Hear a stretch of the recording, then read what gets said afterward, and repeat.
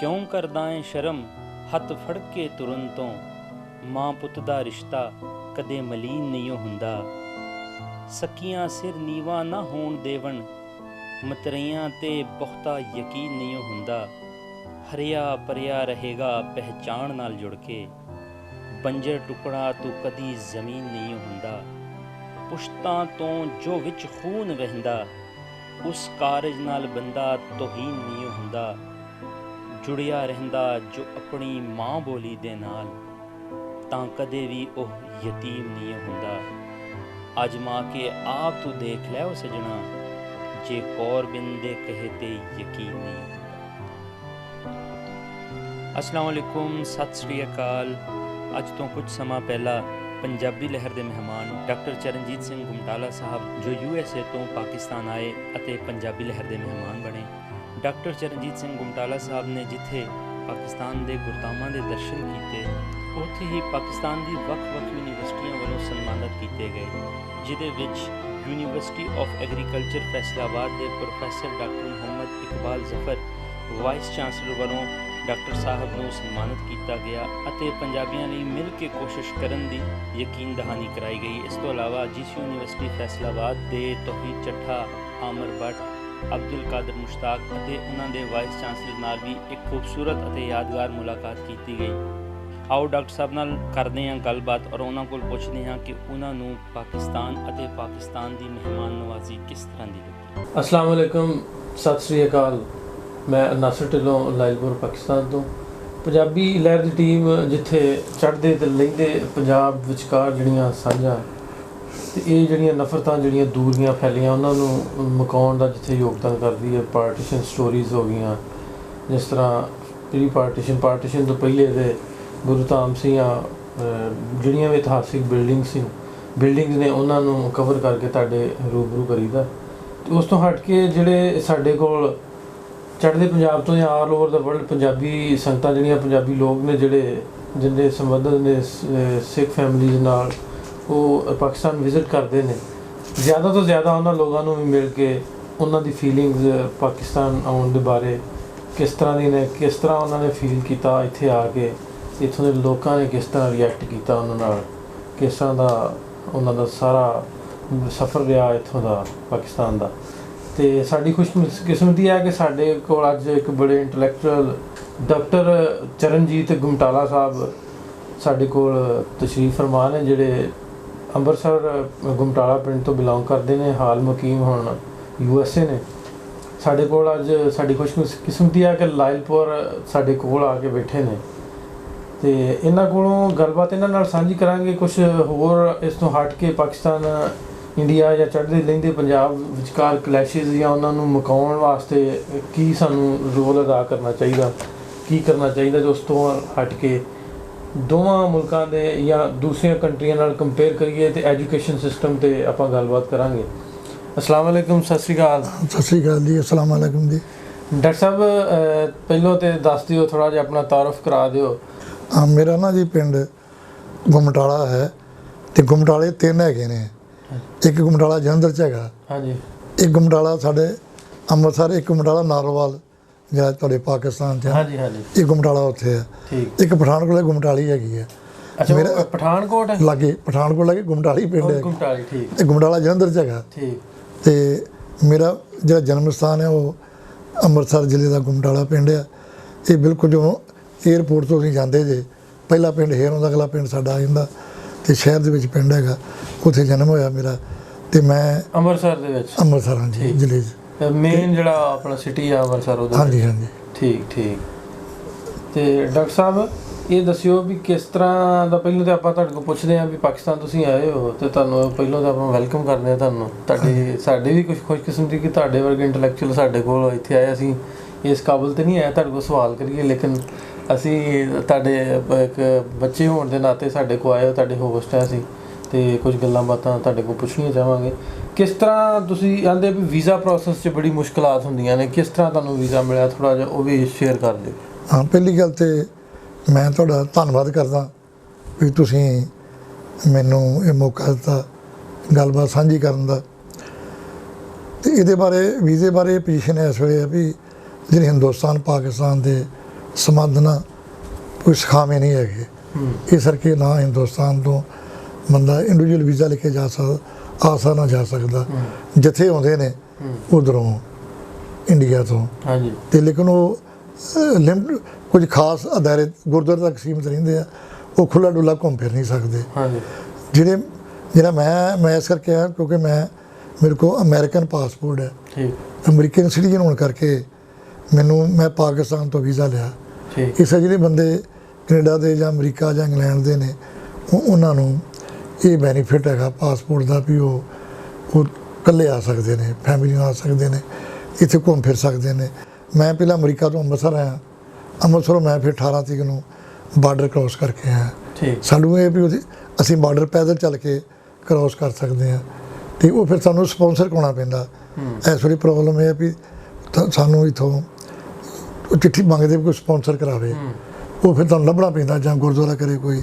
ਤੇ ਜਿਹੜੇ ਅਮਰੀਕਨ ਜਾਂ ਕੈਨੇਡੀਅਨ ਜਾਂ ਯੂਕੇ ਜਾਂ ਦੂਸਰੇ ਆ, ਉਹਨਾਂ ਵਾਸਤੇ ਤੇ ਇੰਨੀ ਮੁਸ਼ਕਲ ਨਹੀਂ ਹੈ। ਹਾਂਜੀ ਹਾਂਜੀ। ਤੇ ਲੇਕਿਨ ਘਰ ਮੈਂ ਕੁਛ ਜਿੰਨਾ ਐਨਾਲਿਸਿਸ ਕੀਤੇ ਨੇ ਕਿ ਲੋਕ ਘਰ ਕੋਈ ਹਿੰਮਤ ਨਹੀਂ ਕਰਦੇ, ਘਰ ਬੈਠੇ ਕਹਿੰਦੇ ਨੇ ਸਾਨੂੰ ਯਾਰ ਉਹ ਵੀਜ਼ਾ ਨਹੀਂ ਮਿਲਦਾ, ਹਿੰਮਤ ਹਾਰ ਕੇ ਬਹਿ ਜਾਂਦੇ ਆ। ਹਾਂਜੀ ਹਾਂਜੀ। ਉਹਨਾਂ ਨੂੰ ਵੀ ਥੋੜਾ ਜਿਹਾ ਮੈਸੇਜ ਦਿਓ ਕਿ ਵੀਜ਼ਾ ਲੈਣਾ ਕੋਈ ਔਖਾ ਨਹੀਂ ਹੈ।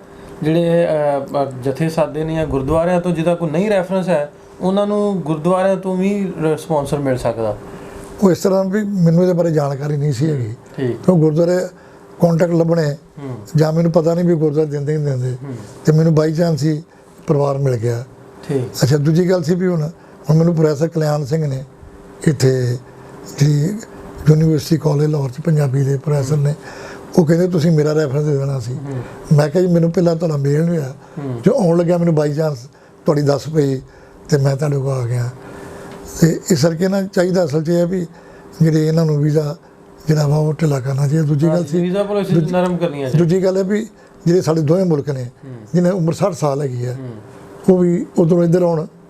ਹਾਂਜੀ, ਜਿਹੜੇ 60 ਸਾਲ ਤੱਕ ਨੇ 60 ਸਾਲ ਤੋਂ ਉੱਪਰ ਜਿਹੜੀ ਉਮਰ ਹੈ ਨਾ ਜੀ, ਤੇ ਉਹਨਾਂ ਬਜ਼ੁਰਗਾਂ ਨੂੰ ਚਾਹੀਦਾ ਵੀ ਹਿੰਦੁਸਤਾਨ ਤੋਂ ਪਾਕਿਸਤਾਨ ਆਉਣ। ਜਿਹੜੇ ਪਾਕਿਸਤਾਨ 60 ਸਾਲ ਤੋਂ ਉਮਰ ਦੇ ਨੇ ਉਹਨਾਂ ਨੂੰ ਅਲਾਓ ਕਰਨ ਵੀ ਉਹ ਪੰਜਾਬ ਜਾ ਸਕਦੇ ਆ। ਪੰਜਾਬ ਜਾ ਈਜ਼ੀਲੀ ਆਪਣੇ ਆਈਡੀ ਕਾਰਡ ਤੇ ਜਾਣ ਦੇ ਐਟ ਦੀ ਸਪੌਟ। ਨਹੀਂ ਵੀਜ਼ਾ ਦੇ ਦੇਣਾ, ਬਾਰਡਰ ਤੇ ਜਾ ਕੇ ਵੀਜ਼ਾ ਇਸ਼ੂ ਹੋ ਜਾਏ ਜਿਵੇਂ। ਨਹੀਂ ਜਿਸ ਤਰ੍ਹਾਂ ਜੋ ਵੀ ਪ੍ਰੋਸੈਸ ਹੋਵੇ, ਜੋ ਵੀ ਪ੍ਰੋਸੈਸ। ਲੇਕਿਨ ਮੇਰਾ ਹੁਣ ਬੈਨ ਹੈਗਾ ਨਾ ਜੀ, ਹੁਣ ਕੋਈ ਵੀ ਨਹੀਂ ਜਾ ਸਕਦਾ। ਸੋਚਿਆ ਵੀ 60 ਸਾਲ ਤੋਂ ਉੱਪਰ ਦੇ ਬੰਦਿਆਂ ਨੂੰ ਸ਼ੁਰੂ ਕਰਨ, ਹੌਲੀ ਹੌਲੀ ਮੁੜ ਕੇ ਉਮਰ ਫਿਰ ਘਟਾਈ ਜਾਣ ਜਿਉਂ ਵੇਖਣ ਵੀ ਹਾਲਾਤ ਵੀ ਠੀਕ ਹੈ, ਲੋਕ ਆਉਂਦੇ ਜਾਂਦੇ ਆ। ਹਾਂਜੀ, ਤੇ ਲੇਕਿਨ ਮੈਂ ਤੁਹਾਨੂੰ ਇਹ ਗੱਲ ਕਰਨੀ ਚਾਹੁੰਦਾ ਵੀ ਜਿਹੜੇ ਲੋਕ ਨਾ ਮਿਲਣਾ ਚਾਹੁੰਦੇ ਨੇ। ਹਾਂ, ਮਿਲਣਾ ਚਾਹੁੰਦੇ ਨੇ ਲੋਕ, ਬਿਲਕੁਲ। ਹੁਣ ਮੈਂ ਜਿਸ ਵੇਲੇ ਆਇਆ ਲਾਹੌਰ ਤੋਂ, ਲਾਹੌਰ ਆਇਆ ਜਿਸ ਵੇਲੇ, ਤੇ ਮੈਨੂੰ ਲੱਗਾ ਵੀ ਅੰਮ੍ਰਿਤਸਰ ਆ ਗਿਆ ਮੈਂ ਵੜਦਿਆਂ ਸਾਰ ਹੀ। ਉਸ ਤੋਂ ਬਾਅਦ ਮੈਂ ਜੋ ਕਿਤੇ ਜਾਂਦਾ, ਲੋਕ ਮੇਰੀ ਸੈਲਫਾਈ ਮੁੰਡੇ ਨੌਜਵਾਨ ਜਿਹੜੇ ਨੇ ਜਿੱਥੇ ਜਾਂਦਾ, ਉਹ ਮੇਰੇ ਮੁੰਡੇ ਖਲੋ ਕੇ ਫੋਟੋਆਂ ਵੇਖਿਆ, ਤੁਸੀਂ ਸਰਦਾਰ ਜੀ ਸੈਲਫੀ, ਸਰਦਾਰ ਜੀ। ਫਿਰ ਸ਼ਬਦ ਸਰਦਾਰ ਜੀ ਵਰਦੇ ਨੇ, ਬੜਾ ਰਿਸਪੈਕਟਫੁਲੀ ਕਹਿੰਦੇ ਨੇ, ਬੜੀ ਇੱਜ਼ਤ ਕਰਦੇ ਸਿੱਖਾਂ ਦੀ। ਉਹ ਫਿਰ ਮੁੜ ਕੇ ਸੈਲਫਾਈ ਅੱਧੇ ਖਿਚਾਓ ਜੀ। ਕੱਲ ਯੂਨੀਵਰਸਿਟੀ ਫੰਕਸ਼ਨ ਹੀ ਵਿਸਾਖੀ ਦਾ, ਉੱਥੇ ਬੜੀ ਜਨਤਾ, ਉੱਥੇ ਇਸ ਤਰ੍ਹਾਂ ਮੈਂ ਛਾਲਾਮਾਰ ਬਾਗ ਗਿਆ, ਉੱਥੇ ਆਵਾਜ਼ਾਂ ਮਾਰ ਕੇ ਬੜੇ ਖੁਸ਼ ਨੇ, ਬੜੀ ਇੱਜ਼ਤ ਕਰਦੇ ਨੇ। ਦੂਜੀ ਗੱਲ ਇੱਕ ਨਾ ਵਹਿਮ ਬੜਾ ਸਾਡੇ ਵੀ, ਸਾਡੇ ਉੱਥੇ ਮੈਨੂੰ ਕਹਿ ਰਹੇ ਸੀ ਵੀ ਤੁਸੀਂ ਪਾਕਿਸਤਾਨ ਨਾ ਜਾਓ, ਹਾਲਾਤ ਬੜੇ ਮਾੜੇ ਨੇ। ਲੇਕਿਨ ਮੈਂ ਦੇਖਿਆ ਇੱਥੇ ਚਿੜੀ ਨਹੀਂ ਫੜਕਦੀ। ਇਸ ਕਰਕੇ ਨਾ ਇਹ ਇੱਕ ਬੜਾ ਮੀਡੀਆ ਦੇ ਵਿੱਚ ਇਹ ਪ੍ਰਚਾਰ ਬੜਾ ਗਲਤ ਹੋ ਰਿਹਾ ਵੀ ਨੈਗੇਟਿਵ ਪ੍ਰਚਾਰ ਹੋ ਰਿਹਾ, ਪਤਾ ਨਹੀਂ ਕਿਵੇਂ ਦੇ ਕੀ ਵੀ ਪਾਕਿਸਤਾਨ ਹਾਲਾਤ ਬੜੇ ਮਾੜੇ ਆ ਤੇ ਤੁਸੀਂ ਉੱਥੇ ਨਾ ਜਾਓ। ਮੈਂ ਉਹਨੂੰ ਕਿਹਾ ਵੀ ਮੈਂ ਇੱਧਰ ਜਾਣਾ, ਪੰਜਾਬ ਵਿੱਚ ਲਾਹੌਰ ਜਾਣਾ, ਤੇ ਇਸ ਕਰਕੇ ਮੈਂ ਲਿਮਟਿਡ ਏਰੀਏ ਜਾਣਾ, ਸਿਰਫ ਗੁਰਦੁਆਰੇ ਦੇਖਣੇ ਆ, ਜਾਂ ਮੈਂ ਦੇਖਣਾ ਲਾਹੌਰ ਕਿਹੋ ਜਿਹਾ। ਇੱਕ ਪੰਜਾਬੀ ਦਾ ਖਾਣਾ ਹੈਗਾ, ਮੈਂ ਤੁਹਾਨੂੰ ਸਾਂਝਾ ਕਰਨਾ ਚਾਹੁੰਦਾ। ਉਹ ਕਹਿੰਦੇ ਵੀ ਜਿਹਨੇ ਲਾਹੌਰ ਨਹੀਂ ਵੇਖਿਆ ਉਹ ਜੰਮਿਆ ਨਹੀਂ ਹੈ। ਤੇ ਮੈਂ ਕਿਹਾ ਵੀ ਯਾਰ ਸਾਡੀ ਉਮਰ 72 ਸਾਲ ਹੋ ਗਈ ਹੈ ਤੇ ਅਸੀਂ ਵੀ ਲਾਹੌਰ ਲੂਰ ਵੇਖ ਲਈਏ, ਅਸੀਂ ਜੰਮਿਆ ਜੋ ਆ ਜਾਈਏ। ਹਾਂਜੀ ਹਾਂਜੀ। ਤੇ ਇਸ ਕਰਕੇ ਬੜਾ ਮੈਂ ਹੁਣ ਕभी ਪਿਛਲੇ ਸ਼ਨੀਵਾਰ ਉੱਥੇ ਲਖਾਰੀਆਂ ਦੀ ਸਭਾ ਸੀਗੀ, ਉੱਥੇ ਜਾਣ ਦਾ ਮੌਕਾ ਮਿਲਿਆ। ਬੜਾ ਉਹਨਾਂ ਇਸਤਮਾਨ ਕੀਤਾ ਮੈਨੂੰ, ਉੱਥੇ VIP ਟਰੀਟਮੈਂਟ ਦਿੱਤਾ ਉਹਨਾਂ ਮੈਨੂੰ, ਬਿਠਾਇਆ, ਉਹਨਾਂ ਨੇ ਗੱਲਾਂ ਸਾਂਝੀਆਂ ਕੀਤੀਆਂ। ਇਸ ਕਰਕੇ ਨਾ ਜੀ ਇਹ ਲੋਕ ਮਿਲਣਾ ਚਾਹੁੰਦੇ ਨੇ, ਬੜਾ ਪਿਆਰ ਕਰਦੇ ਆ। ਡਾਕਟਰ ਸਾਹਿਬ ਕਿੱਥੇ ਕਿੱਥੇ ਘੁੰਮੇ ਹੋਣ ਇੱਥੇ ਪਾਕਿਸਤਾਨ ਆ ਕੇ? ਹਾਂ, ਮੈਂ ਜੀ ਆਪਣਾ ਕਿਤੇ ਲਾਹੌਰ ਸ਼ਹਿਰ ਦੇ ਵਿੱਚ ਜਿਹੜੇ ਗੁਰਦੁਆਰੇ ਨੇ ਸਾਡੇ ਲੋਹਗੜ੍ਹ ਸ਼ਹੀਦੀ ਹਾਂਜੀ ਧਾਰਮਿਕ ਸਥਾਨ ਹੈ, ਉੱਥੇ ਗਿਆ ਮੈਂ।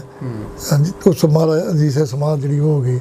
ਨਾਲ ਹੀ ਫਿਰ ਕਿਲ੍ਹਾ ਜਿਹੜਾ ਹੈਗਾ, ਜਿਹੜਾ ਇੱਥੇ ਲਾਹੌਰ ਦਾ ਕਿਲ੍ਹਾ, ਉਹ ਕਿਲ੍ਹਾ ਵੇਖਿਆ ਮੈਂ।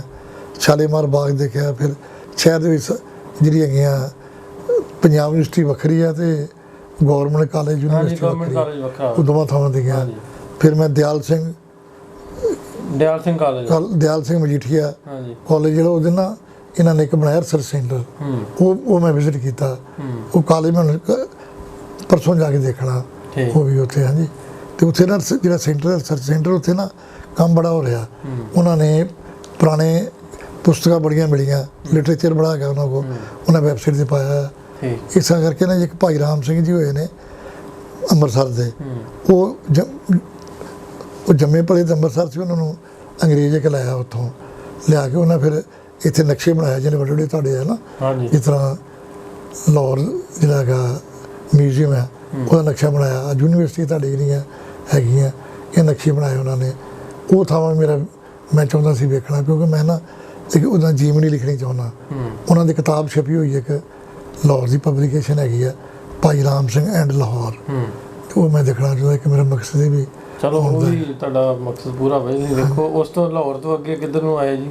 ਲਾਹੌਰ ਤੋਂ ਬਾਅਦ ਫਿਰ ਮੈਂ ਨਨਕਾਣਾ ਸਾਹਿਬ ਆਇਆ। ਉੱਥੇ ਵੀ ਸਾਰੀਆਂ ਜਗ੍ਹਾ ਵੇਖੀਆਂ, ਬੜਾ ਵਧੀਆ ਲੱਗਾ। ਉਹ 'ਚ ਫਿਰ ਜਾਣਕਾਰੀ ਮਿਲੀ। ਫਿਰ ਇੱਥੇ ਮੈਂ ਦੇਖਿਆ ਵੀ ਇਹਨਾਂ ਨੇ ਜਗ੍ਹਾ ਨਾਲ ਜਿਹੜੇ ਇੱਥੇ ਕਾਫੀ ਚੇਂਜ ਗੁਰਦੁਆਰੇ ਜਾ ਰਹੀ ਹੈ। ਇੱਕ ਤੇ ਪੁਰਾਣੇ ਗੁਰਦੁਆਰੇ ਢਾਏ ਜਾ ਰਹੇ ਆ, ਤੇ ਕਾਰ ਸੇਵਾ ਨਾਂ ਤੇ ਨਾ ਜੀ ਪੰਜਾਬ 'ਚ ਵੀ ਇਸ ਤਰ੍ਹਾਂ ਹੋ ਰਿਹਾ। ਸਾਡੇ ਇਤਿਹਾਸ ਹੁਣ ਖਤਮ ਕੀਤਾ ਜਾ ਰਿਹਾ। ਇੱਥੇ ਵੀ ਉਹ ਗੱਲ ਹੋ ਰਹੀ ਹੈ। ਇੱਥੇ ਵੀ ਨਾ ਜਿਹੜੇ ਗੁਰਦੁਆਰਾ ਲੋਕ ਕਹਿ ਰਹੇ ਸੀ ਵੀ ਸਾਡਾ ਪਹਿਲਾਂ ਗੁਰਦੁਆਰਾ ਬਹੁਤ ਵਧੀਆ ਹੁੰਦਾ ਸੀ, ਜਿਹੜਾ ਸ਼ਹੀਦੀ ਸਥਾਨ ਹੈ ਨਾ।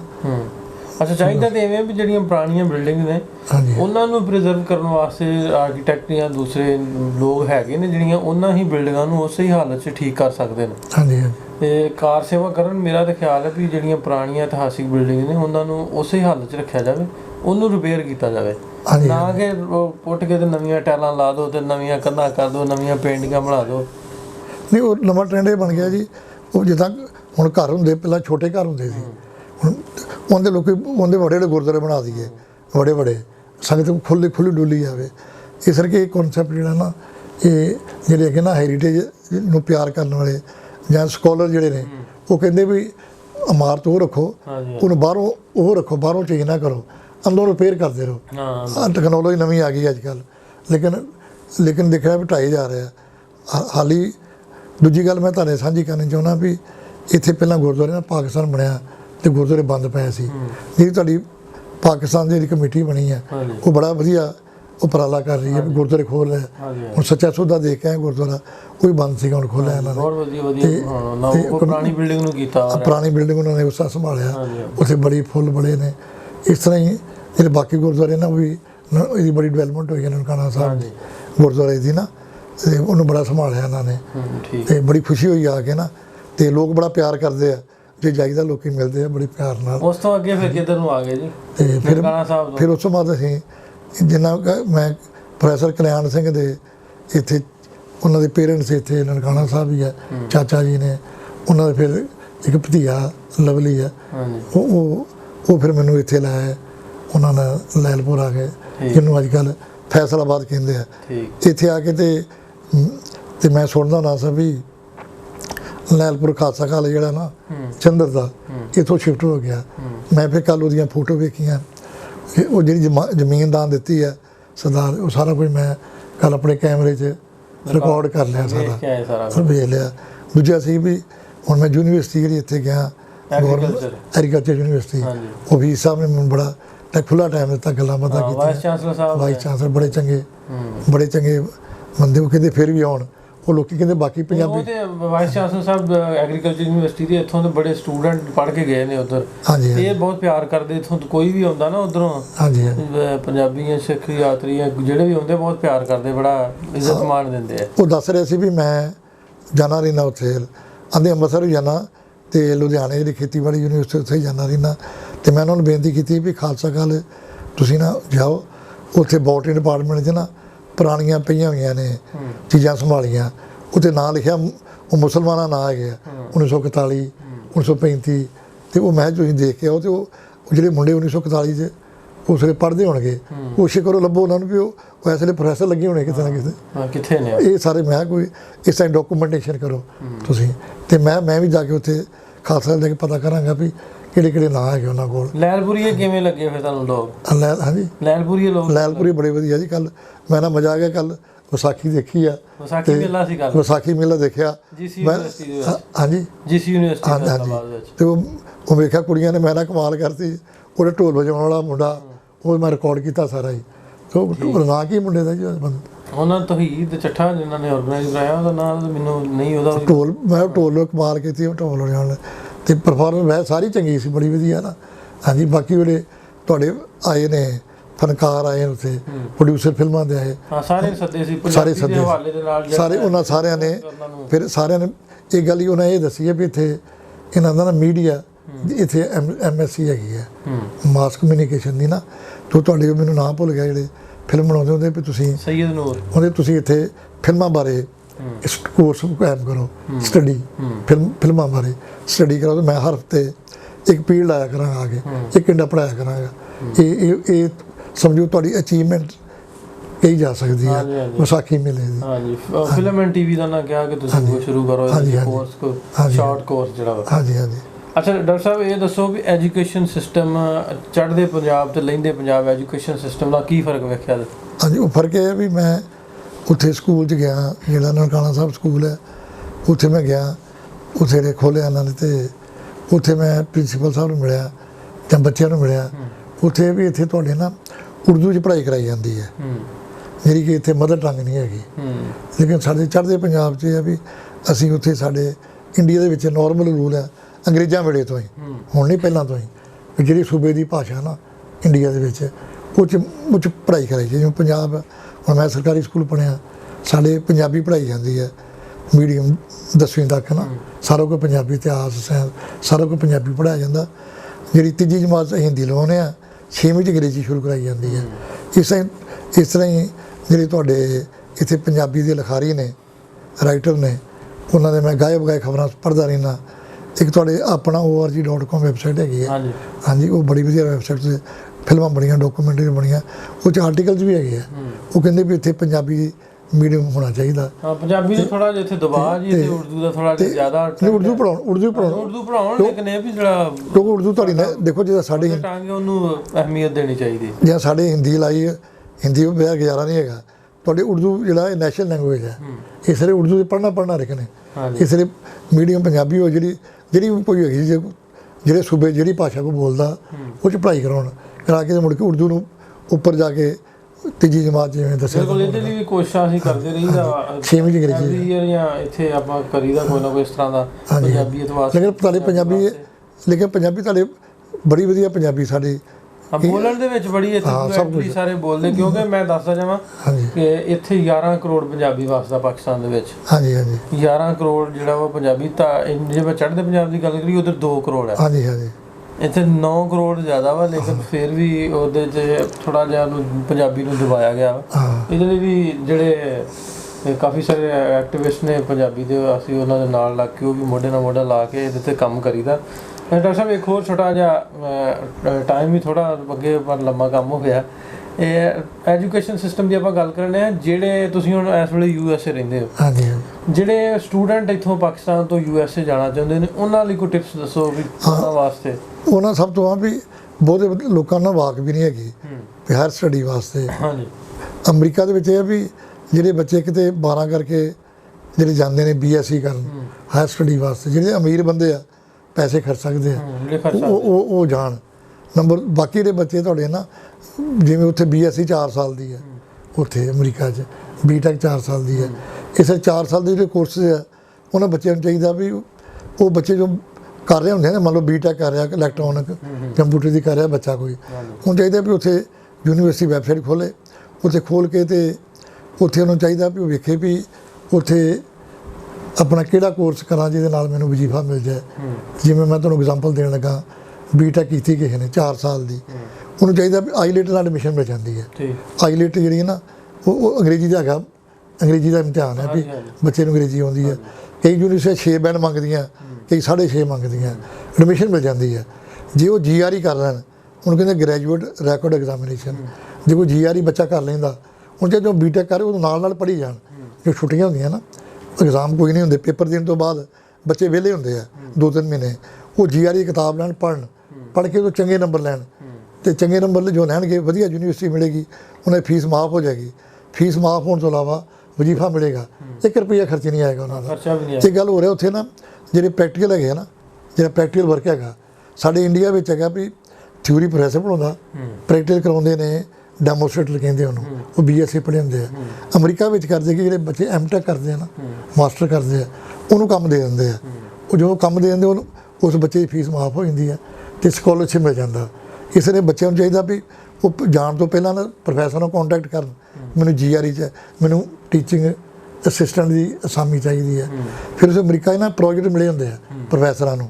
ਸਟੂਡੈਂਟ ਨੂੰ ਚਾਹੀਦਾ ਵੀ ਵੈਬਸਾਈਟ ਖੋਲ੍ਹ ਕੇ ਜਿਹੜੇ ਪ੍ਰੋਫੈਸਰ ਨੂੰ ਸੰਪਰਕ ਕਰਨ, ਸਰ ਮੈਨੂੰ ਕੋਈ ਪ੍ਰੋਜੈਕਟ ਹੈਗਾ ਤੁਹਾਡੇ ਕੋਲ, ਮੈਨੂੰ ਕੋਈ ਪ੍ਰੋਜੈਕਟ ਦਿਓ। ਜੋ ਪ੍ਰੋਜੈਕਟ ਮਿਲ ਜਾਣਾ ਫਿਰ ਉਹ ਪਾਰਟ ਟਾਈਮ ਕੰਮ ਕਰਦੇ ਬੱਚੇ, ਉਹ ਫਿਰ ਪੈਸੇ ਮਿਲਦੇ ਆ, ਉਹ ਪੈਸਿਆਂ ਨਾਲ ਫਿਰ ਗੁਜ਼ਾਰਾ ਹੋ ਜਾਂਦਾ, ਖਰਚਾ ਖੁਰਚਾ ਨਿਕਲ ਆਉਂਦਾ ਜੀ। ਵਧੀਆ ਗੁਜ਼ਾਰਾ। ਹਾਂਜੀ ਹਾਂਜੀ, ਇਹ ਗੱਲ ਹੈ ਜੀ।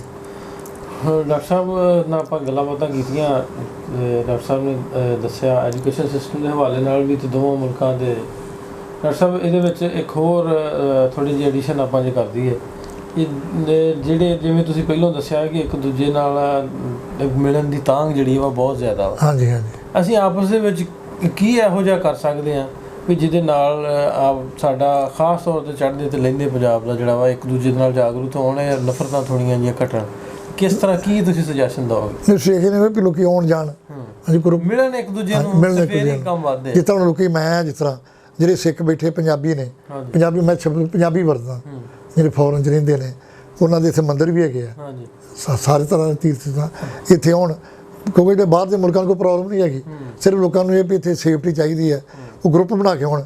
ਜੇ ਗਰੁੱਪ ਇਕੱਲਾ ਬੰਦਾ ਨਾ ਆਵੇ, ਜੋ ਗਰੁੱਪ ਬਣਾਉਣਗੇ ਉੱਥੇ ਆ ਕੇ ਇਹਨਾਂ ਕੋਲ ਪੁਲਿਸ ਪ੍ਰੋਟੈਕਸ਼ਨ ਮੰਗ ਸਕਦੇ ਆ, ਸਕਾਟ ਨਾਲ ਜਾਏਗੀ। ਨਹੀਂ ਭਾਵੇਂ ਨਹੀਂ ਹੈਗੀ, ਲੇਕਿਨ ਇਹ ਸਰਾਵਾਂ ਬੜੀਆਂ ਵਧੀਆ ਬਣੀਆਂ, ਗੁਰਦੁਆਰੇ ਬਣੇ ਨੇ, ਹੋਟਲ ਹੈਗੇ ਨੇ, ਹਰ ਚੀਜ਼ ਹੈਗੀ ਹੈ ਤੇ ਪ੍ਰੋਟੈਕਸ਼ਨ ਲਿਖੇ ਤੇ ਜਾ ਸਕਦੇ, ਕੋਈ ਲੋੜ ਨਹੀਂ ਹੈ ਕਿ ਭਾਵੇਂ ਫਿਰ ਵੀ ਚਲੋ ਸੇਫਟੀ ਦੀ ਗੱਲ ਕਰਦੇ ਆ। ਹਾਂਜੀ, ਤੇ ਜਿਹੜਾ ਵਹਿਮ ਹੈਗਾ ਵੀ ਉੱਥੇ ਖਤਰਾ ਬੜਾ, ਔਲਾਦ ਐਸੇ ਨਹੀਂ ਹੈਗੇ। ਇੱਥੇ ਚਿੜੀ ਨਹੀਂ ਫੜਕਣ ਨਹੀਂ ਵੇਖਣ ਡਿਆ ਮੈਂ। ਹਾਂਜੀ ਹਾਂਜੀ।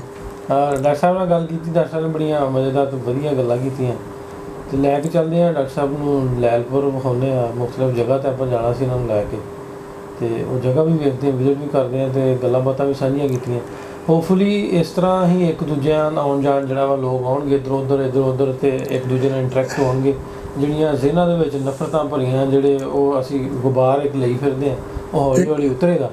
ਇੱਕ ਗੱਲ ਮੈਂ ਬੇਨਤੀ ਕਰਨੀ ਚਾਹੁੰਦਾ ਜਿਹੜੇ ਵੇਖਣਗੇ ਸਾਡੇ ਪ੍ਰੋਗਰਾਮ ਨੂੰ, ਉਹਨਾਂ ਨੂੰ ਬੇਨਤੀ ਹੈ ਵੀ ਇਹ ਪੰਜਾਬੀ ਲਹਿਰ ਦੇ ਵਿੱਚ ਉਹ ਜਿੰਨੇ ਹੈਗੇ ਨੇ ਦਰਸ਼ਕ, ਉਹ ਸਬਸਕ੍ਰਾਈਬ ਕਰਨ ਪੰਜਾਬੀ ਲਹਿਰ। ਉਹ 'ਚ ਗੁਰਦੁਆਰੇ ਇਹਨਾਂ ਬੜੇ ਕਵਰ ਕੀਤੇ ਹੋਏ ਨੇ। ਇਸ ਤਰ੍ਹਾਂ ਹੀ ਬਾਕੀ ਉਹ ਜਿਹੜੇ ਬੰਦੇ ਇੰਟਰਵਿਊ ਹੈਗੀਆਂ, ਜਿਹੜੇ ਉੱਧਰੋਂ ਪਾਕਿਸਤਾਨ ਤੋਂ ਕਿਵੇਂ ਲੋਕ ਉੱਜੜ ਕੇ ਆਏ, ਪੁਰਾਣੀਆਂ ਯਾਦਾਂ ਸੰਭਾਲੀਆਂ, ਇੱਧਰੋਂ ਗਏ ਬੰਦੇ ਜਿਹੜੇ ਕੁਝ ਬੰਦੇ, ਉਹਨਾਂ ਦੀ ਵੀ ਇੰਟਰਵਿਊ ਲਈਆਂ ਨੇ, ਉਹ ਸਾਨੂੰ ਰਿਮਾਈਂਡ ਕਰਾਉਂਦੀਆਂ।